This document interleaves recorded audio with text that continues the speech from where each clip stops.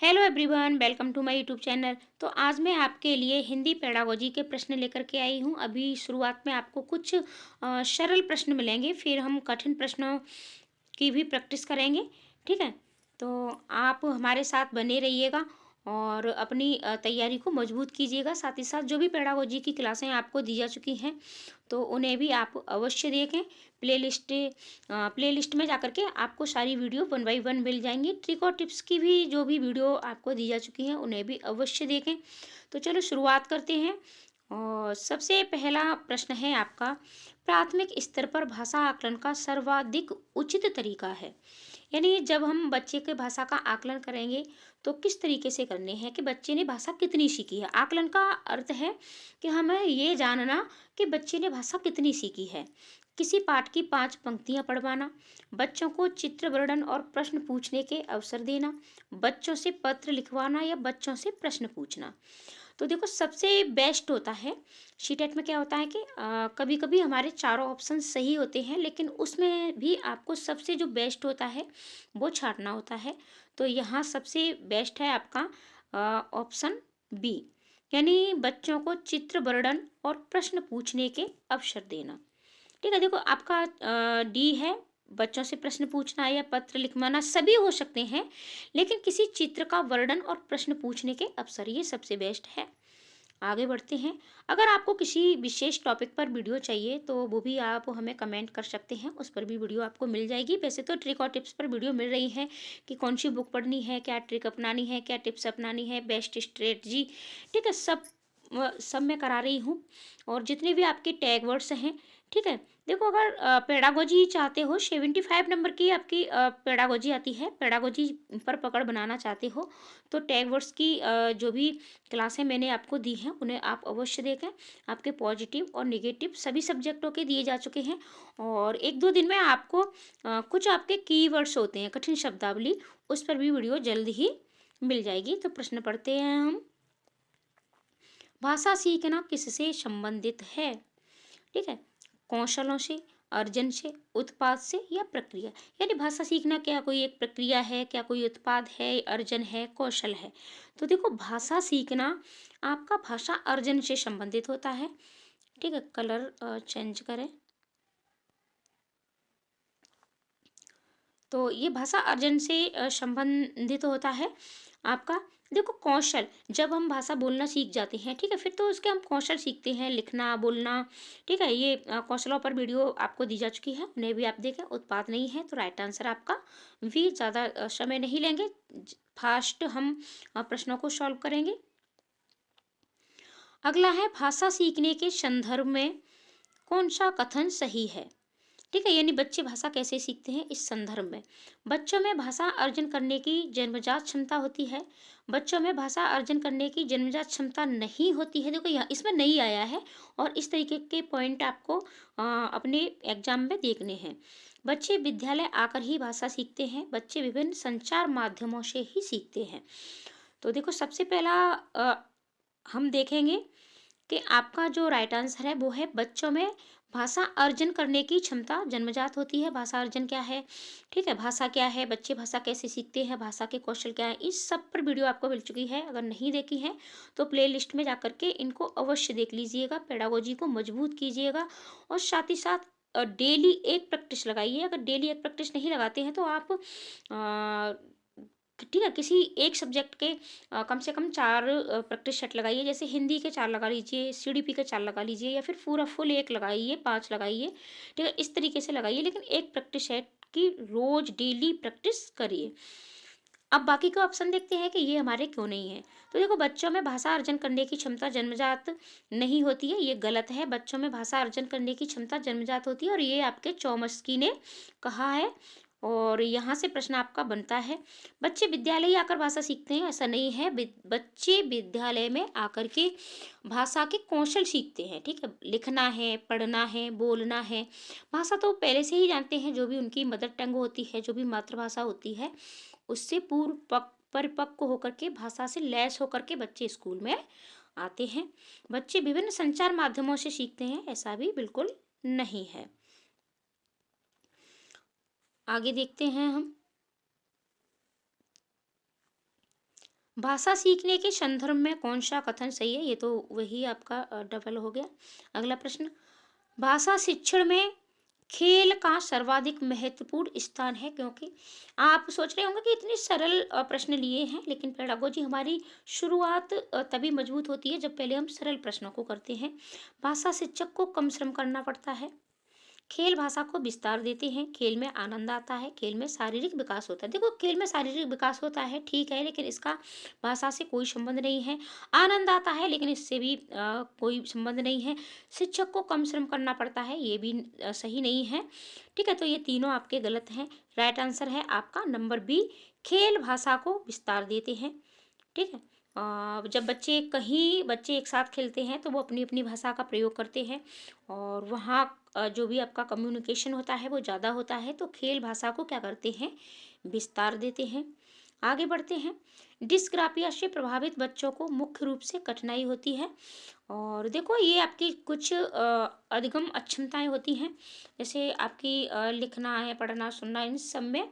और ये जन्मजात नहीं होती हैं, ठीक है, ये धीरे धीरे खत्म हो जाती है। जैसे बच्चे कुछ अकलाते हैं, कुछ तुतलाते हैं, कुछ को भाषाई प्रभाव होता है कि उनके घर में किसी शब्द को कुछ और बोला जाता है तो वो वही बोलता है, ये सारी चीज़ें होती हैं। तो डिस्ग्राफिया से प्राप्त बच्चों को मुख्य रूप से में कठिनाई होती है। अब डिस्ग्राफिया किससे संबंधित है? तो डिस्ग्राफिया, ठीक है, ये आपका सुनने से है, बोलने से है, लिखने से है, पढ़ने से है। और ये मैंने ट्रिक पर वीडियो दे दी है आपको, और फिर से शायद मैं दे दूंगी। तो ये देखो डिस्ग्राफिया, तो इसमें पीछे से आपका क्या आ रहा है? ग्राफ आ रहा है। और ग्राफ हम क्या करते हैं, जब भी हम ग्राफ बनाएंगे तो पेपर पेंसिल का प्रयोग करेंगे, जैसे कि अभी हमें ग्राफ बनाना है। ठीक है, तो इस तरीके से, तो ग्राफ, तो ये हमारा लिखने से संबंधित हो गया। तो राइट आंसर आपका हो गया राइटिंग। ठीक है, लिखने से संबंधित, यानी डिस्ग्राफिया लिखने से। और डिसलेक्सिया ये आपका किससे होता है? ठीक है, पढ़ने से होता है, उल्टा होता है आपका। और डिसकैलकुलिया आपका गणित से संबंधित होता है। प्राथमिक स्तर पर हिंदी भाषा सीखने के लिए सबसे अधिक जरूरी क्या है? भाषा शिक्षक का भाषा ज्ञान, कक्षा में रंगीन पाठ्यपुस्तक, कक्षा में प्रिंट समृद्ध परिवेश, कक्षा में लिखित आकलन। तो देखो, आपके इसमें चारों की चारों ही ऑप्शन सही हैं, लेकिन फिर भी हमें सिर्फ एक के साथ जाना है। तो जहाँ भी आपको, ठीक है, प्राथमिक लेवल पर, आपका लेवल कौन सा है? प्राथमिक लेवल है। प्राथमिक लेवल पर कक्षा में प्रिंट समृद्ध परिवेश मिल जाए तो वही, उसी के साथ आपको जाना है। तो राइट आंसर है आपका कक्षा में प्रिंट समृद्ध परिवेश। तो ये आपका सबसे अधिक जरूरी है। अगला प्रश्न है, कक्षा 1 में लिखना से प्रारंभ होता है, यानी यहाँ बच्चा जो फर्स्ट होता है, जब स्कूल में जाता है तो वहाँ लिखना किससे प्रारंभ करता है? वाक्य लिखने, चित्र बनाने, शब्द लिखने, अक्षर लिखने। तो सबसे पहले बच्चा उल्टे सीधे चित्र बनाता है कॉपी पे, पेंसिल पे। तो ठीक है, यानी उनका कोई भी अर्थ नहीं होता कि वो क्या लिख रहा है, कैसे, सिर्फ वो ऐसे गोला करता है। तो हमारा वाक्य लिखना के कहाँ से प्रारंभ होता है? चित्र बनाने से प्रारंभ होता है। अगला प्रश्न है, हिंदी भाषा का आकलन करते समय आप किस बिंदु को सर्वाधिक महत्व देंगे? भाषा की संरचना, सहज अभिव्यक्ति, व्याकरण सम्मत भाषा, अलंकारिक भाषा। तो देखो, भाषा की संरचना ये भी नहीं होगा। व्याकरण सम्मत भाषा, व्याकरण की बात जहाँ भी आपको प्राइमरी लेवल पर मिल जाए ये आपका नेगेटिव पॉइंट होता है। अलंकारिक भाषा तो बच्चे के सर से ऊपर से जाएगी। ठीक है, तो राइट आंसर आपका होगा सहज अभिव्यक्ति। यानी बच्चा अगर सहज अभिव्यक्ति कर पाता है तो ये क्या है कि आप यानी जब भाषा का आकलन करते हैं तो सर्वाधिक महत्व आपको इसी को देना है कि बच्चा सहज अभिव्यक्ति कर पाता है या नहीं कर पाता है। अगला प्रश्न है आपका, हिंदी भाषा का आकलन, ये तो यही हो गया आपका। प्राथमिक स्तर पर बच्चों की घर की भाषा को अपनी कक्षा में स्थान देना जरूरी है क्योंकि घर की भाषा सरल होती है। बच्चों ने अभी पूर्णतया नहीं सीखी है, बच्चों की भाषाई पूंजी है या फिर मानक स्वरूप के लिए होती है। तो राइट आंसर आपका होगा बच्चों की भाषाई पूंजी होती है। देखो, सरल होती है, इससे कोई लेना देना नहीं है। और बच्चों ने पूर्णतया नहीं सीखती है, बच्चे पूर्ण भाषा से लैस आते हैं, उनकी जो भी घर की भाषा होती है और मानक स्वरूप के लिए ये होती है, ये भी गलत है। बच्चों की भाषाई पूंजी होती है, उनकी एक पूंजी होती है, उसी से बच्चे यानी उनकी मदर टंग से ही हम उनको दूसरी भाषा सिखा सकते हैं, उनकी मदर टंग के द्वारा ही हम भाषा के कौशल सिखा सकते हैं। ठीक है, अगला प्रश्न है आपका, सृजनात्मक का सृजनात्मकता का विकास करने में कौन सा सहायक नहीं है। अब देखो यहाँ आपसे नहीं पूछा है, कविता पूरी करना, चित्र पर आधारित मौखिक अथवा लिखित वर्णन, प्रश्नों के उत्तर लिखना, अधूरी कहानी को पूरी करना।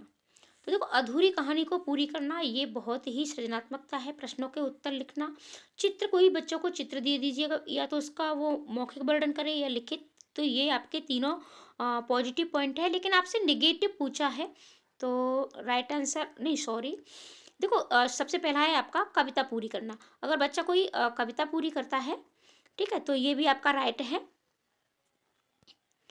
ये भी आपका सही है। चित्र पर आधारित मौखिक, ये भी आपका सही है, बच्चा मौखिक वर्णन करेगा। और अधूरी कहानी को पूरी करना, लेकिन सी प्रश्नों के उत्तर लिखना, ये आपका निगेटिव पॉइंट है। तो आपसे निगेटिव पूछा है तो यही आपका राइट आंसर हो जाएगा। ठीक है, राइट आंसर आपका कौन सा होगा, राइट आंसर आपका हो जाएगा नंबर 3, प्रश्नों के उत्तर लिखना। और इसी तरीके से शीटेट में गलतियां हो जाती हैं, तो ये आपको याद रखना है कि आपसे निगेटिव पूछा जा रहा है अथवा पॉजिटिव।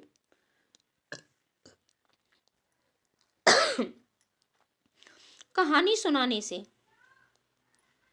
बच्चों की कल्पना शक्ति व चिंतन का विकास होता है, यही बिल्कुल आपका राइट आंसर है। देखो बच्चे प्रसन्न होते हैं, ठीक है, बच्चे कक्षा में एकाग्रचित होकर शांत बैठते हैं, ये भी ठीक है, लेकिन ये आपका मतलब हमारे शीटेट के हिसाब से सही नहीं है। बच्चे अनुशासन में रहते हैं, तो जब भी हम बच्चों को कहानी सुनाते हैं तो बच्चे कल्पना करते हैं उसी के अनुसार अकॉर्डिंग, और उनकी जो कल्पना शक्ति होती है, चिंतन की शक्ति होती है, उसका विकास होता है। तो बच्चों को कहानियाँ सुनानी चाहिए।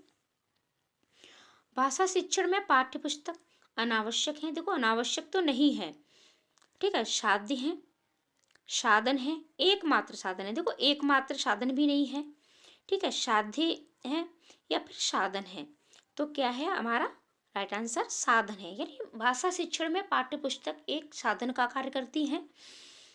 तो आज के लिए इतने ही प्रश्न, मिलते हैं ऐसे ही अगली वीडियो में। वीडियो आपको कैसी लगी ये कमेंट करके अवश्य बताना, अपने दोस्तों को शेयर भी कर देना और चैनल को सब्सक्राइब भी अवश्य कर लेना। भाषा पेडागोजी की जितनी भी क्लासेस दी जा चुकी हैं उन्हें भी अवश्य देख लेना। ट्रिक और टिप्स पर भी जो वीडियो मिलती है उनको भी देख लेना। और भी मेरे 2 चैनल हैं, वहाँ पहले से बहुत सारी वीडियोज़ हैं आपके प्रैक्टिस सेट वगैरह सभी, तो वहाँ जा कर के आप सारी चीज़ें देख सकते हो। और जितना हो सकेगा उतना मैं न्यू वीडियोज़ आपको देने की कोशिश करूँगी। तो मिलते हैं ऐसी अगली वीडियो में, आज के लिए इतना ही, थैंक यू।